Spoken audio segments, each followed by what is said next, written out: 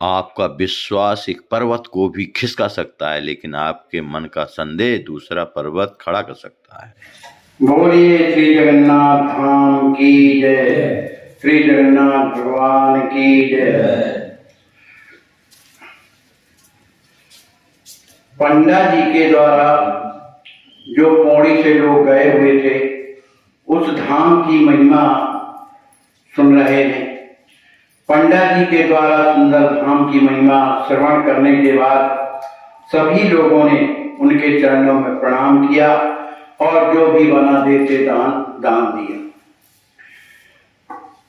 इसके बाद श्री जगदीश भगवान का जो प्रसाद है, पंडा ने ला करके दिया, सभी ने प्रसाद पाया और श्री जगन्नाथ भगवान का दर्शन करते हुए छावनी जहां पर ठहरे हुए थे वहां आए।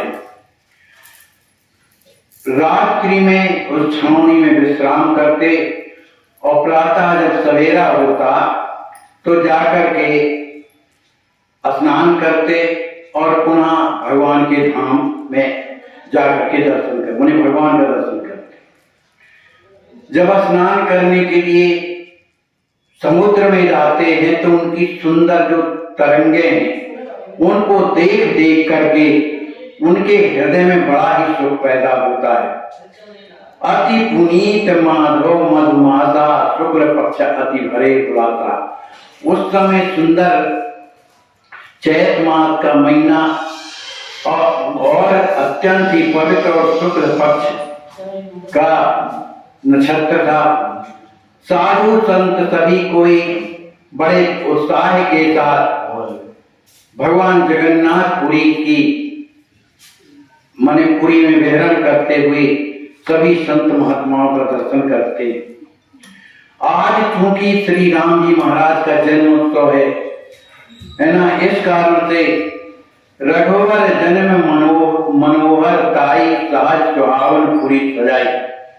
श्री राम जी महाराज के जन्म उत्सव में सहज में ही सब लोगों ने अपने अपने घरों को सजाया। वो पूरी इतनी सुंदर लग रही थी कि देखने में सबका मन भर जाता है। स्त्रियां सुंदर गीत गा रही हैं, जो गुणी लोग जो हैं सुंदर भगवान का भजन करते हुए उनके गुणों की चर्चा कर रहे हैं। बहुत से श्री राम जी महाराज के जन्म उत्सव में अनेक प्रकार के दिव्य वस्त्राभूषण लुटा रहे हैं। कहीं कहीं लोग सुंदर नृत्य कर रहे हैं, क्योंकि श्री राम जी महाराज का जन्म है आज। राम जन्म उत्सव सुखभारी। संपूर्ण जगन्नाथपुरी में श्री राम जी महाराज का जन्म का जो उत्सव है बड़ी प्रसन्नता में भरे हुए मना रहे। जन्म महोत्सव अति सुखद मध्य दिवस हरिधाम निरख सफल कीन्हे नयन जपत राम सिया राम। श्री जगन्नाथ भगवान के मंदिर में भी श्री राम जी महाराज का जन्मोत्सव मध्य दिवस माने ठीक जब सूर्य भगवान बीच में थे, माने 12 बजे दिन भगवान के धाम में मनाया गया। भगवान के उस सुंदर श्रृंगार और उस उत्सव को देख करके सभी कोई अपने नेत्र सफल कर रहे हैं और उनके मुख से हमेशा सीताराम ऐसा निकल रहा है। गावत गीत करत गुणगाना मंदिर मंदिर करत पयाना। इधर जो लोग पौड़ी से गए हुए हैं श्री राम जीवन शरण के साथ में, वे भगवान का कीर्तन और गुणानुवाद करते करते जो वहां पर जितने भी मंदिर थे जगन्नाथपुरी में, उन सब मंदिरों में जाकर के और दर्शन करते। मठ मंदिर घूमत सब लोग, सभी लोग मठों में जाते हैं, मंदिरों में जाते हैं, वहां दर्शन करते हैं और उन मंदिरों में जाकर के उन्हें जब प्रसाद मिलता है तो सुंदर प्रसाद पाते हैं। इस तरह से करते हुए इन सब लोगों को श्री राम जीवन शरण को 1 महीना व्यतीत हो गया जगन्नाथपुरी में। अब सभी सोचने लगे कि चलो भाई अब 1 माह हो गया, अब अपने गांव को लौटा जाए। जब ये बात आई कि भाई कल सुबह चल जाना ही है, उसी समय श्री राम जीवन शरण जी महाराज की तबीयत बिगड़ने लगी। राम जीवन अति भयो बेहारा, बेहवल हो गए, बिछुड़न उपजी और ज्वाला, माने हम भगवान को छोड़ करके जा रहे हैं। यह हृदय में उन्हें अत्यंत दुखदायी उन्हें प्रतीत होने लगी। उनके हृदय में जलन उत्पन्न होने लगी। इतने दुख के कारण इतने बीमार हो गए कि लोगों ने वैद्यराज को बुलवाया, अनेक प्रकार का उपचार कराया। व्याधि विवश साथिन समझाई, कछु रहस्य की बात बताई। उनका शरीर ठीक नहीं हो रहा था, इधर दवा भी चल रही थी। तो सभी साथी उनके पास बैठे हुए थे। उन्होंने उनको समझाया कि देखो भाई, जो हमारी ये व्याधि है ये वैद्यों के द्वारा ठीक नहीं होती, समझे, क्योंकि इसमें कोई रहस्य है। रहस्य क्या है? क्योंकि उन्हें मालूम है कि अब मेरा जीवन समाप्त होना है। परम वेद कहा जाए रानी समझाना, विधिवत होए मोरे नहीं अजाना। बालक केर करी रखवारी, तन मन धन बल बुद्धि विचारी। श्री राम जीवन शरण जी ने कहा कि भैया आप लोग अपने गांव पौड़ी में जाकर के और रानी को भली भांति समझा देना, क्योंकि जो ब्रह्मा लिख देता है उस पर किसी का बस नहीं होता और न कोई उसे जानता है। इसलिए जाकर के ये कह देना कि चाहे तन से, मन से, धन से, बल से, बुद्धि से अपने विचार पूर्वक बालक की रक्षा करेंगे। परम विशुद्ध सुशील अति रानी सुघर स्वरूप, बालक की रक्षा करे अपने कुल अनुरूप। श्री राम जीवन शरण जी कहते हैं, यद्यपि रानी अत्यंत ही विशुद्ध माने पवित्र है, अत्यंत सुशील है, अत्यंत सुघर माने हर काम को जानने वाली है, इसलिए अपने अनुकूल जिस तरह से बालक की रक्षा की जाती है अपने हिसाब से, उस तरह से उस बालक की रक्षा करेगी। राम मनोहर सेवक रहे, बालक की परिचर्या करे, जाकर सुत अज्ञानी होई, मात पिता दुख पावे सोई। श्री राम जीवन शरण जी के यहाँ एक नौकर रहता था जिनका नाम था राम मनोहर। वो सब तरह से सेवा करता था और क्या करता था, बालक को अपना ले जा करके टहलाता था, उसकी सेवा करता था। तो राम जीवन शरण कहने लगे कि जो राम मनोहर है वो सेवा के माने घर का, उसको भली भांति समझा दीजिए कि उस बालक की जो परिचर्या माने जो नित्य प्रति की जो क्रियाएं हैं उन पर निगरानी करते हुए उन पर उनकी रक्षा करेगा। क्योंकि जिसका पुत्र अगर अज्ञानी रह गया, पढ़ता नहीं है, उसे कोई विद्या नहीं आती है, तो माता पिता को अत्यंत कष्ट होता है और तो और क्या, संसार में उसका उपहास होता है और अंत में दुख प्राप्त करता है। देख सकल कुल गोत्र ध्रुवाई, जो अज्ञानी बालक होता है अपने गोत्र का भी मने डुबा देता है। पित सुखहीन जगत सुत मोरा, मांगे भीख न दिए कटोरा। श्री राम जीवन शरण जी कहते हैं कि जब वो पढ़ेगा नहीं, लिखेगा नहीं और अपने माता पिता से, माने उनके माता पिता सब दिन तो रहेंगे, जब नहीं रहेंगे तो मेरा पुत्र क्या है, जब पढ़ेगा ही नहीं, लिखेगा नहीं तो कटोरा लिए घर घर घूमेगा, माने भिक्षा मांगेगा। कछु उपाय कर मम सुधलाई, मम बालक सब देव पढ़ाई। अपने परिजनों से कहते हैं जो साथ में आए हुए हैं, तो राम जीवन शरण कहते हैं कि भैया उस बालक को किसी तरह से मेरा मान करके, अपन मेरे याद कर करके इस तरह का कोई उपाय करना कि मेरे बालक जो मेरा जो बालक है अपढ़ ना होने पावे, उसको किसी तरह से पढ़ाइएगा। क्योंकि ज्योतिषियों ने पूर्ण रूप से विचार करके मुझे बताया है कि जो तुम्हारा बालक है अत्यंत मंगलकारी है, माने सबका मंगल चाहने वाला है ना। बाल रूप को देव माना, ज्योतिषियों ने ये बताया है कि जो तुम्हारा बालक है वो कोई देव रूप में महान मने अत्यंत ही बुद्धिमान है, महान है। आयो जगत कर कल्याण, कोई महापुरुष है, ये संसार में आकर के संसार के लोगों का कल्याण करेगा।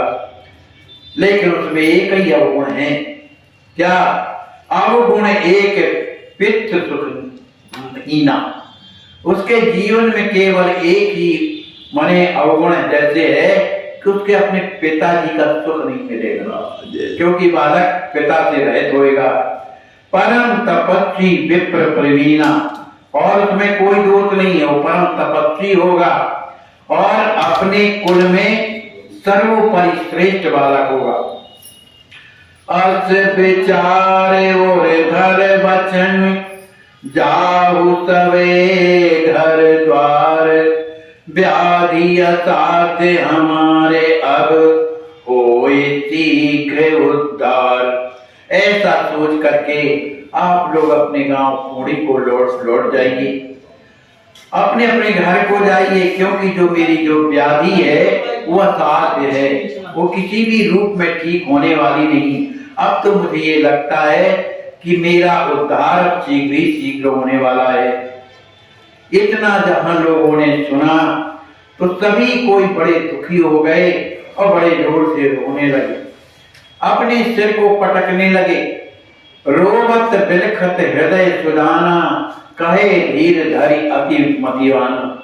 रोते बिलखते हुए, और जो उनके मन जो मित्र हैं जो आए हुए हैं कहते हैं आप धीर धारण करिए, माने उन्हीं को समझा रहे, माने राम जीवन शरण जी को, आप धीर धरिए, आप तो ऐसे बुद्धिमान है। इस तरह की बात क्यों कहते हैं कि असाध्य व्याधि है? व्याधि असाध्य भई कठिनाई, हम तो देख रहे हैं कि आपकी जो ये व्याधि है असाध्य नहीं, आप दवा खाने से ठीक भी हो जाते हैं। नाहक सोच करत मन माई, क्यों मन में इस तरह का विचार रखते हैं आप? अरे आपको व्याधि इसलिए हो गई है कि इतने दूर का रास्ता चलते हुए आए, आप अत्यंत सुकुमार भी हैं, इसलिए कहीं भोजन किया कहीं नहीं किया, इस स्थिति में आपके शरीर में कमजोरी आ गई है।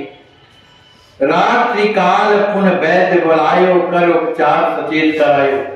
ऐसे कहते कहते श्री राम जीवन शरण जी की तबीयत अत्यंत मनी गड़बड़ हो गई। तब रात्रि में जब गड़बड़ हुई तो लोग जाकर के वैद्य को बुला करके लाते हैं, वैद्य आकर उपचार करते हैं तो वो कुछ ठीक हो गई।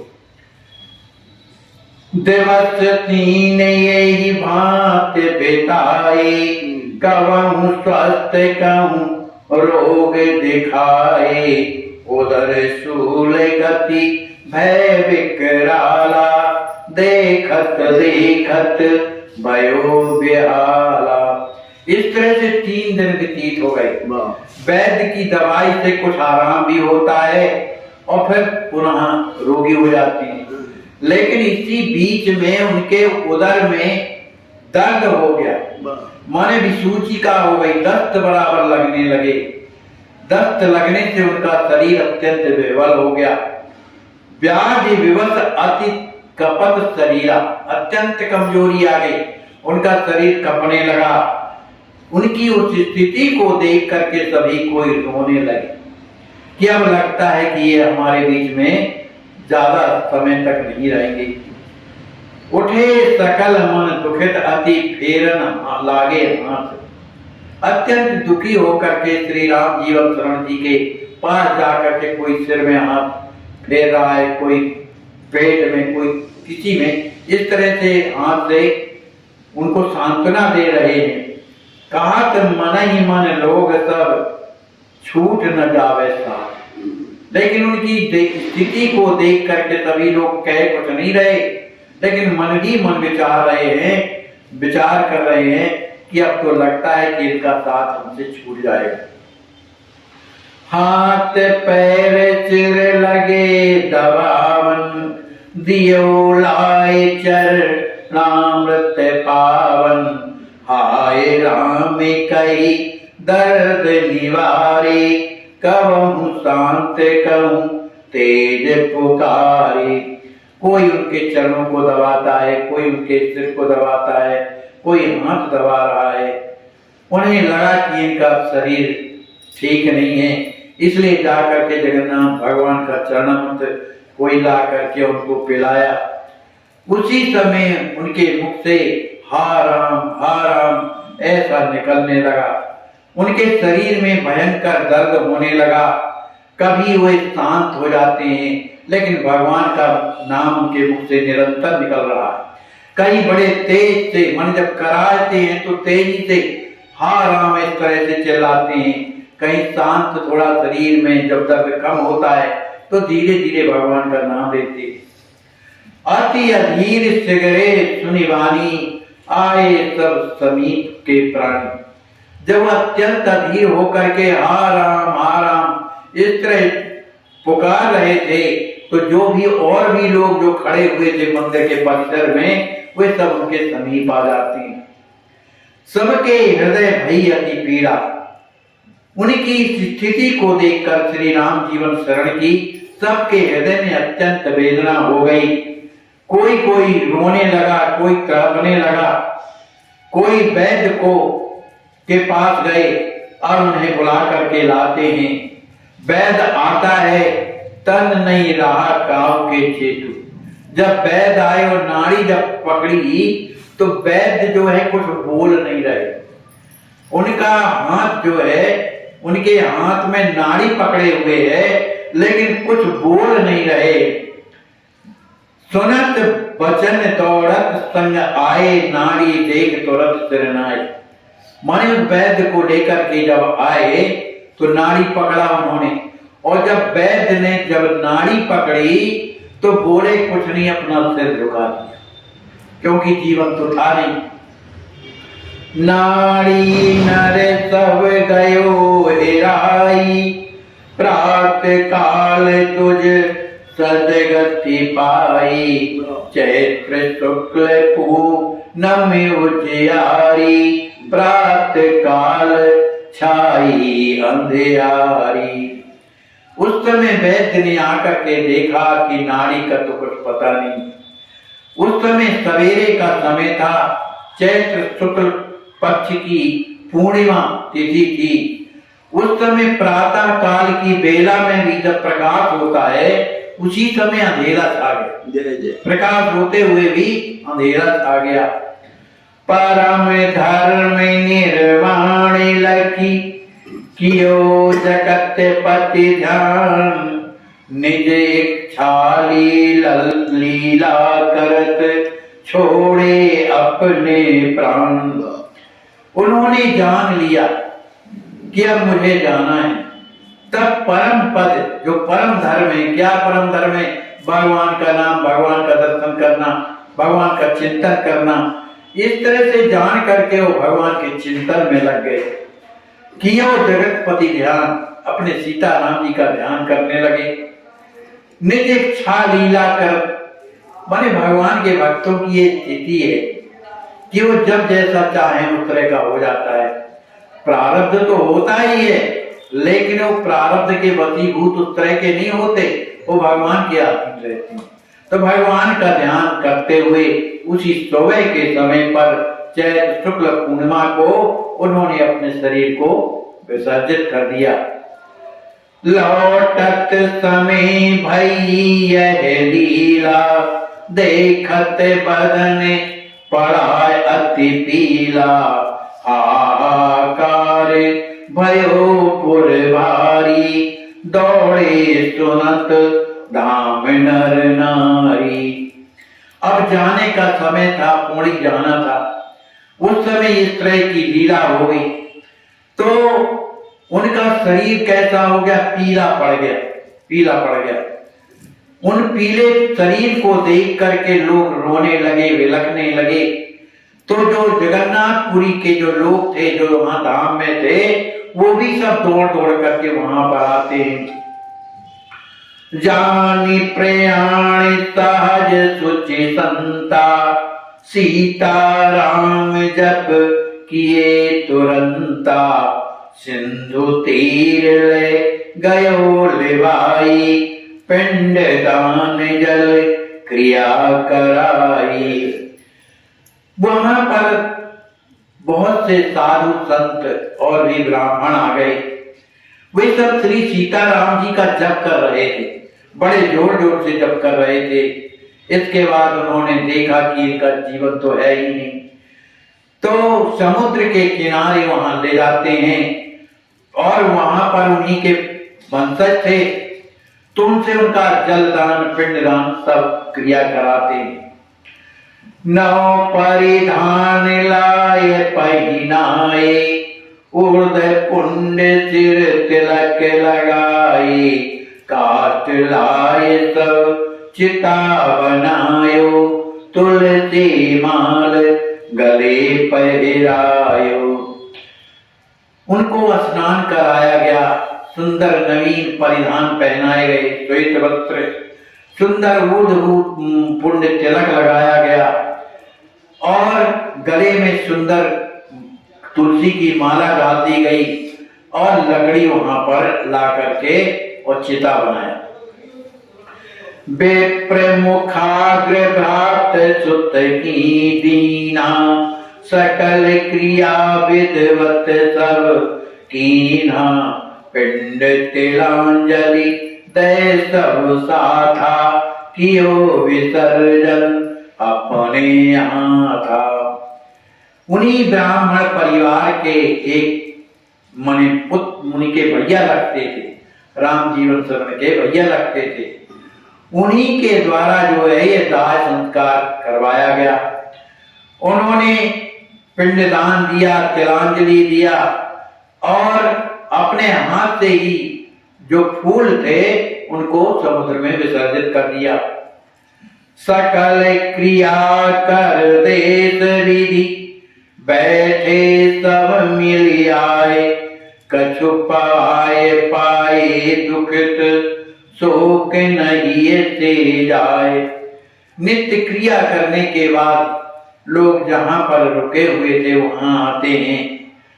अब सोचने लगे अब क्या किया जाए, सभी की मन स्थिति ठीक नहीं थी।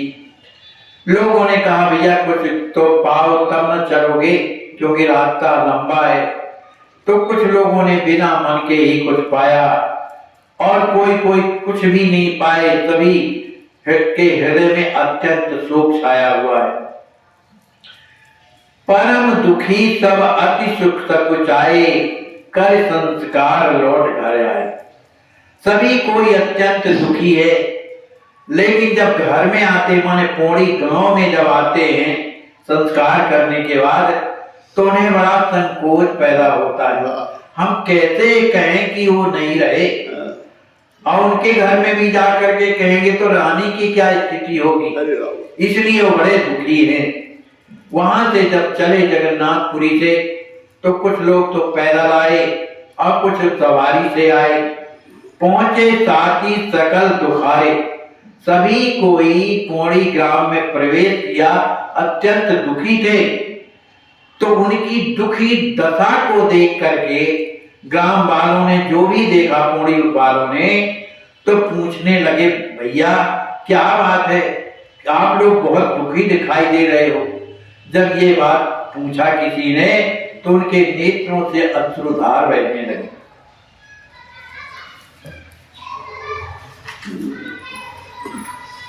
सुनत वचन सब धीरज खोए।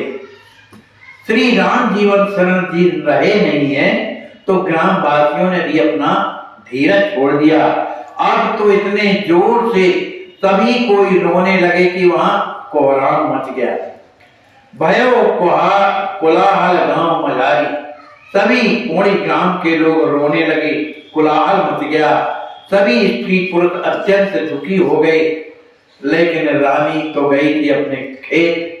उस समय चना की फसल थी, इसलिए अब कोई तो है नहीं है, वो तो चले गए रहे जगन्नाथपुरी। अब और वो जो उनके मतलब सेवा करते थे, वो अपने घर में वो बालक को लिए बैठे हैं, और रानी है तो गई है।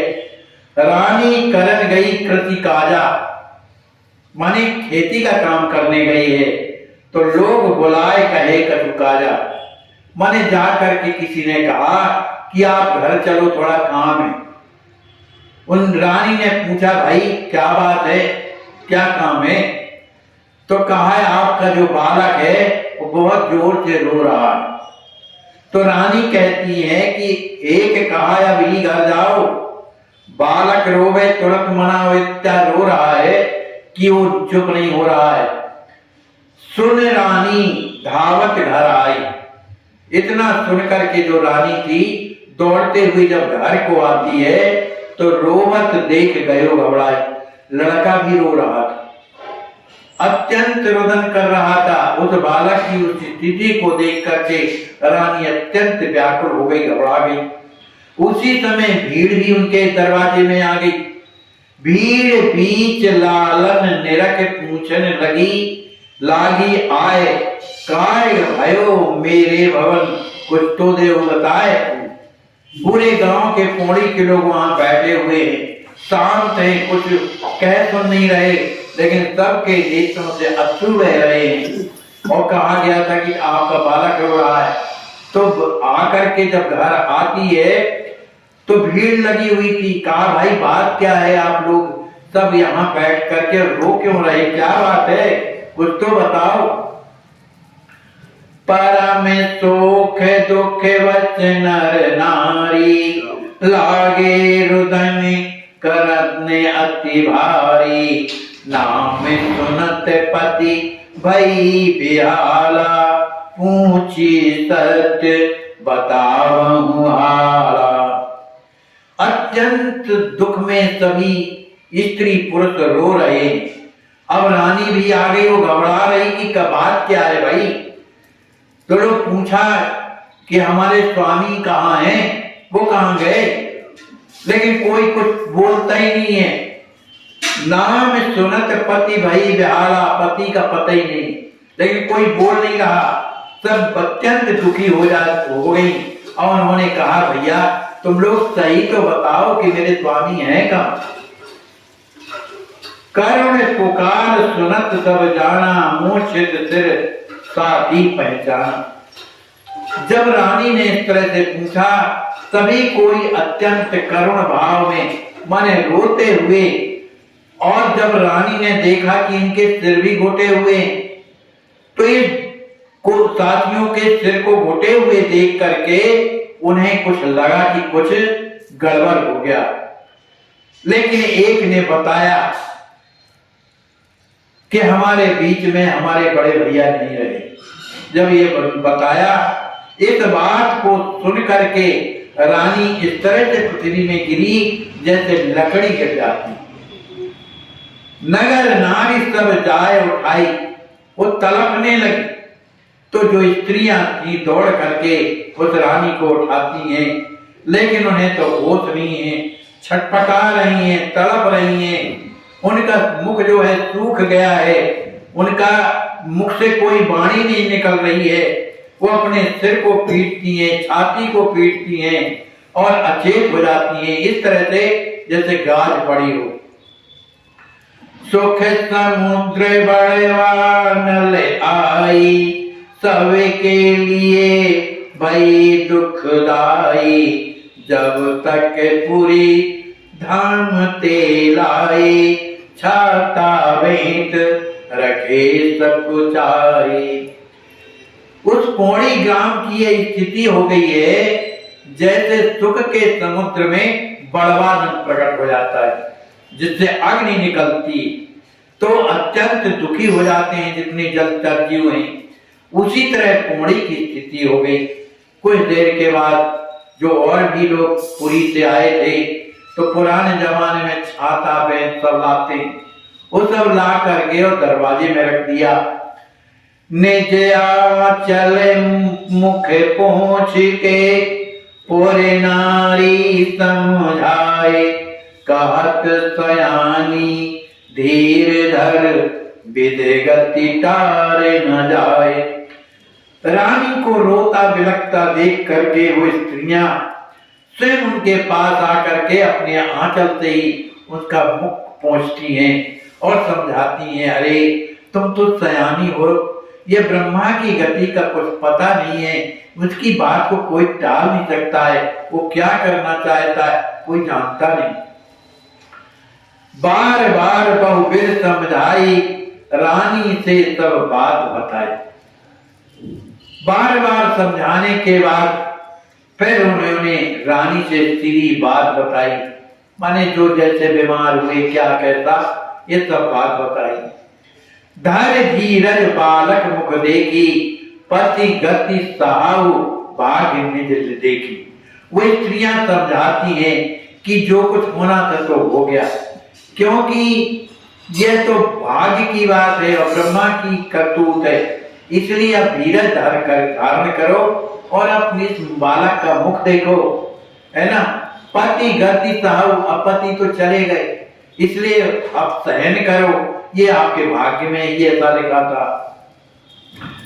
तेरे घर दारुण दुख छायो, नारे हेत विदु विधि कछु न बचायो, पति तुम्हारे निज भवन दिहाई, गयो अमरपुर स्वयं सिधाई। स्त्रियां समझा रही हैं, रानी तुम्हारे घर में इस समय इतनी विपत्ति पड़ी हुई, दारुण विपत्ति है, एक के बाद एक विपत्ति आई है, लेकिन नारी हेतु विदु कछु न बचायो, माने तुम्हारे लिए ब्रह्मा ने इस घर में कुछ नहीं बचाया। तुम्हारे पति को भी अपने भवन ले गया, है ना। गयो अमरपुर स्वयं सिधाई, वो अमर पर माने स्वर्ग को चले गए। सुन सब भांति अमंगल वाणी, बहु विधि बिलपन लागी रानी। इस तरह की वाणी जो अमंगल कि पति चले गए, तुम्हारे घर में कुछ ना बचा, इसको सुन करके रानी जो है अत्यंत व्याकुल होकर के पुनः विलाप करने लगी और हाथ माने अपनी छाती को पीट पीट करके कहती हैं कि हे प्रभु, मैंने कौन सा ऐसा बिगाड़ किया है, मैंने ऐसा कौन सा दुष्कर्म किया है, किस दोष के कारण इस संसार में मुझे इतना कष्ट मिल रहा है। कवन दोष बस मोहि जग छाड़ा, आपने संसार में मुझे क्यों छोड़ दिया, मुझे भी साथ में ले जाते। अतिशय रुदन करत सिरनाई, छाती पीटत अति दुख पाई, करुण पुकार सुनत पुरवासी, धाये सब पुर भई उदासी। रानी जी अपने पूर्व संस्करण को कि मैं अपने पति के साथ में ऐसा करती थी, ऐसा करती थी, इस तरह के जो है स्मरण उनके हृदय में आने लगे, जिससे उन्हें अत्यंत वेदना होने लगी। अपने सिर को पीटती हैं, छाती को पीटती हैं, कहीं कहीं बड़े जोर से पुकार करके रोने लगती हैं। उनकी इस पुकार को सुन करके और भी स्त्रियां जो पौड़ी की थी वे सब आती हैं। दाए सब पुर भई उदासी, वे भी आती हैं और रानी की स्थिति को देख करके बेचारी उदास हो जाती हैं, वे भी रोने लगती हैं। आयो शोक समुद्र भर, सर्वस दियो डुबाए, काल रात्रि के प्रलय पर सब कुछ गयो समाए। सभी कहते हैं कि इस समय जो है शोक का समुद्र इतना मने उछला है कि उसने सबको डुबा दिया, माने पूरे पौड़ीवासी दुखी हो गए। ऐसा लगता है जैसे काल रात्रि के प्रलय होने पर वह प्रलय सबको डुबा देता है, इसी तरह से पौड़ी में भी ये जो शोक का समुद्र ये सबको उसने डुबा दिया है। को नहीं सके काल गति बांधी, आई आज प्रलय की आंधी, अति सुकुमार छोटे यह बालक, को दिखात नहीं जग प्रतिपालक। कहते हैं बताओ कैसी काल की गति आई है, कैसी काल की आंधी आई है, किस आंधी ने सबको उखाड़ के फेंक दिया। देखो ये कितना छोटा सा बालक है, इसका पालन करने वाला तो अब कोई नहीं, क्योंकि अब रानी क्या कर सकती है, अब इसका पालन कौन करेगा। कहत सबे रानी समझाई, पति वियोग लालन मत जाई। कहने लगेगा तुम इस तरह का दुखी मानोगे तो क्या होगा, तुम्हारे बालक की चिंता कौन करेगा, वो भी तुम्हारे जीवन साथी बनेगा, लेकिन उसकी चिंता नहीं करेगा तो उसके जीवन का हाल क्या होगा, वो भी चल बसेगा। इसलिए तुम धीरज धारण करो, अपने पुत्र का मुंह देखो। ऐसा जब लोगों ने समझाया तो बात मान कर जो परम सयानी रानी ने उनकी कुछ बात को माना कि पुत्र है मेरा, ठीक कहती। अर्थ कई लोग जब समझायो, तब बालक निज गोद उठाए। जब लोगों ने इस तरह से समझाया तो बालक भी रो रहा था, लेकिन उस तरफ ध्यान नहीं था रानी का, अपने पति के लिए रो रही थी। तब उन्हें जब बालक का ध्यान आया तब उन्होंने अपनी गोद में उठा लिया। बालक देख बढ़ी अति पीरा, रोवत रोवत भई अधीरा। हृदय शुष्क मुख आवे न बानी, तन ते सूख गयो सब पानी। जब उन्होंने उस बालक को अपने गोद में लिया तो बालक को देखने लगे कि अभी ये तो अनाथ हो गया, कौन इसको पालन करेगा, कौन इसको पढ़ाएगा, कौन लिखाएगा। इस तरह का सोच करते करते और रानी पुनः अधीर होकर के रोने लगती हैं। उनका हृदय बिल्कुल सूख गया, मुख भी सूख गया, कुछ बोला नहीं जाता है। ऐसा लगता है जैसे उनके शरीर से संपूर्ण पानी निकल गया, मन शक्ति निकल गई। पति परताप सहा नहीं जाई, पति का जो वियोग है, जो दुख है, उनसे सहा नहीं जा रहा है। भाई विकल चकी की नाई, जिस तरह से चकवी माने मन चंद्रमा को देखकर जब अस्त हो जाता है तो अत्यंत व्याकुल होने लगती है, इसी तरह से रानी पति के न मिलने के कारण अत्यंत दुखी हो रही है। कर बेला पैरोवत गिरत, गयो सकल दिन बीत।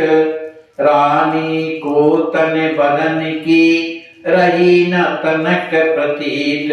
इस दिन वो दिन पूरा रोते बिलपते इस तरह से रानी का बीता। रानी को अपने तन बदन की कोई स्मृति नहीं रही और न अपने का कोई ठिकाना रहा। इस तरह से रानी अत्यंत दुखी है। बहुत सी स्त्रियां आती हैं, उन्हें कहती हैं तुम कुछ तो पाओ, ऐसे कैसे चलेगा। वो लेकिन उन्हें खाने पीने की कोई सुध नहीं है। वो तो निरंतर जिस तरह से मछली जल से निकाल दी जाती है, तड़पती रहती है, इसी तरह अपने पति के वियोग में रानी रात दिन तड़प रही है। हाहाकार करती हुए मन पूरा दिन चला जाता है। केवल रानी के मात्र श्वास आती है और जाती है, शरीर सूख गया है। कुछ बुद्धिमान लोग आते हैं, रानी को समझाते हैं, तनिक लाए जल पान करायो। कुछ लोग कुछ लेकर के अपने घरों से आते हैं, जबरदस्ती बैठा करके और उन्हें पवाते हैं। संबंधी अपने नर नारी बैठे करत रान रखवारी। जो संबंधी थे वो आकर के रात में बैठ जाते थे, दिन में भी बैठे रहते थे, पता नहीं इसके जीवन का क्या होगा, इसलिए रखवाली भी करते थे। बालक दशा देख नहीं जाई, निरखत मुख जननी जगह आई। बालक की तो ऐसी स्थिति हो गई है कि बिल्कुल दुबला पतला हो गया, वो भी रो रहा है। उसकी दशा को देख करके सभी कोई अत्यंत दुखी हो रहे हैं। और वह बालक क्या करता है, अपनी माँ के मुख को देखता है कि मेरी माँ क्यों रो रही। निरखत मुख जननी, अपनी माँ का बार बार मुख देखता है। सुभग श्रृंगार सकल सुख त्यागी, पहली श्वेत बसंत मांगी। अब वो देहातों में क्या सभी जगह होता है कि उसके श्रृंगार के जो भी वस्त्राभूषण हैं उतार दिए जाते हैं और वस्त्र की जगह सफेद वस्त्र धारण कर दिया जाता है। पति हित करण हेत कछु काजा, पूछी किया बुलाए समाजा। जब कुछ स्वस्थ हुई, अब इसके बाद 8-10 दिन बीत गए, अब उन्हें दिन भी करना है, त्री भी करना है, तो उन्होंने अपनी परिवारजनों को बुलाया कि भाई अब कुछ करना है, यद्यपि मैं क्या करूं, अब आप ही लोग बताइए कि मैं क्या करूं। जो तन तजो जगतपति द्वारे, ताकि करनी कौन बिगाड़े। रानी अत्यंत दुखी है कि बताओ मैं अपने पति का कुछ नहीं कर सकती, क्योंकि घर में गरीबी थी ना, इसलिए किसी तरह से खेती बाड़ी से चलता था। तो मेरे पास तो कुछ नहीं है, लेकिन फिर भी आप लोग बताइए क्या करना है। उनमें से एक अच्छे थे, उन्होंने कहा सुनो रानी, तुम ये क्या सोच रही हो, अगर तुम ये कुछ भी ना करोगे तो कुछ भी नहीं होगा, क्योंकि उनका शरीर कहाँ छूटा है, जगतपति द्वारे।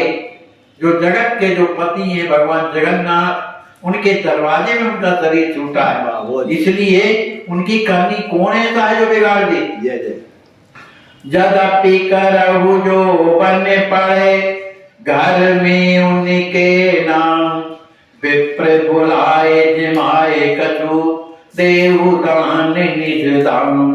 फिर भी जो तुमसे बन सके, जो तुम्हारे गुंजाइश हो, तो उनके नाम से सुंदर भंडारा करो, कुछ ब्राह्मणों को बुलाओ, जितनी तुम्हारी गुंजाइश है उनको जिमा करके, और जो बने थोड़ा बहुत उन्हें दान कर दो। बोलिए श्री सीताराम जी महाराज की जय, सतगुरुदेव भगवान की जय, जय जय सीताराम भगवान की जय।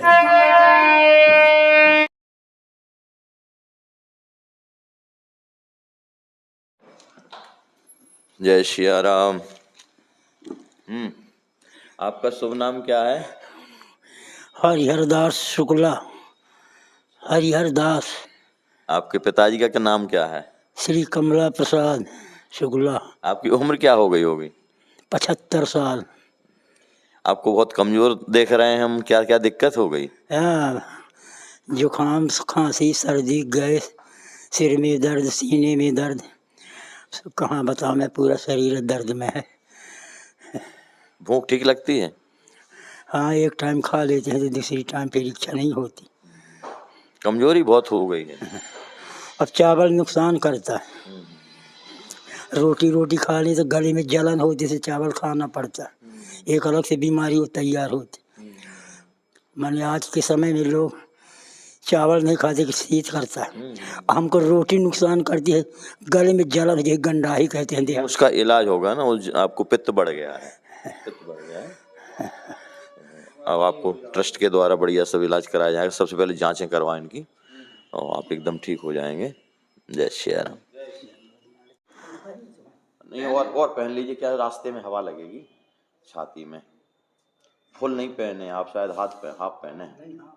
हाँ, नहीं तो ये पहन लो ऊपर से, ये कुर्ता निकाल के ये पहन। कुर्ता उतार दिए। बहुत गर्म मिल रहे हैं जी, हम भी पहने, महाराज जी ने दिए। ये पहन लो महाराज जी, पसीना आ जाता है। कल थोड़ा सा काम कर रहा हूँ हमने, पूरे गीले हो गए थे, बहुत गर्म है।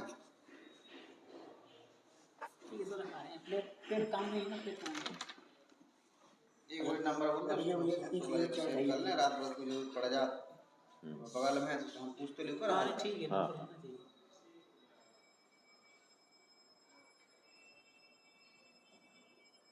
हमारी जगह बड़ी जीत है महाराज जी। महाराज अरे भगवान की देख बड़ी कृपा है कि आपके बगल में महाराज जी बैठे। नहीं, पहले हमें बताए होते ना तो अभी तक तो आप। हमने पूछा तो सुबह ये बोले महाराज जी को बता दिया। आदि जैसे जड़ी में तो कहीं कि हर सूंठ लगावा बस तैयारी है, यह हाल होता। खून की कमी हो गई है। हो गया नंबर जो है, बस नंबर सेव कर लो। डॉक्टर हैं गौतम जी, रिश्ते में शादी है, अच्छी दवाई। अब ये कर लो कुर्ता ऊपर से। डबल हो गया तब गर्म आएगा। वो तो पसीना जल्दी, पसीना जल्दी पसीना भले आ जाए, ठंडी नहीं लगना चाहिए।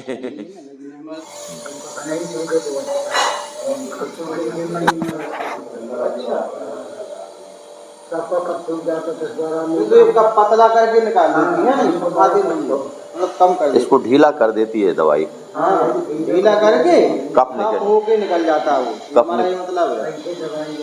कफ निकलेगा। और जो जमा हुआ रहता तो है उससे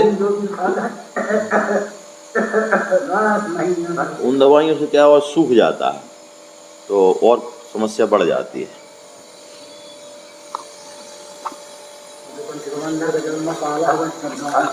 हम्म। अपने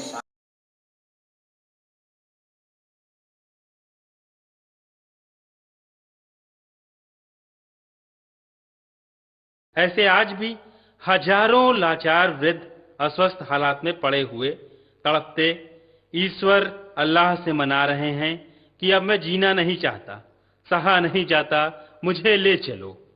आइए, अगर आपके दिल में ऐसों के प्रति दर्द है तो ट्रस्ट के साथ मिलकर अपने अवकाश प्राप्त समय का दान देकर अपनी बौद्धिक योग्यता का, अपने धन का सच्चा सदुपयोग करके इनका दर्द मिटाएं और उस परम पिता परमेश्वर अल्लाह गॉड का प्यार प्राप्त करें।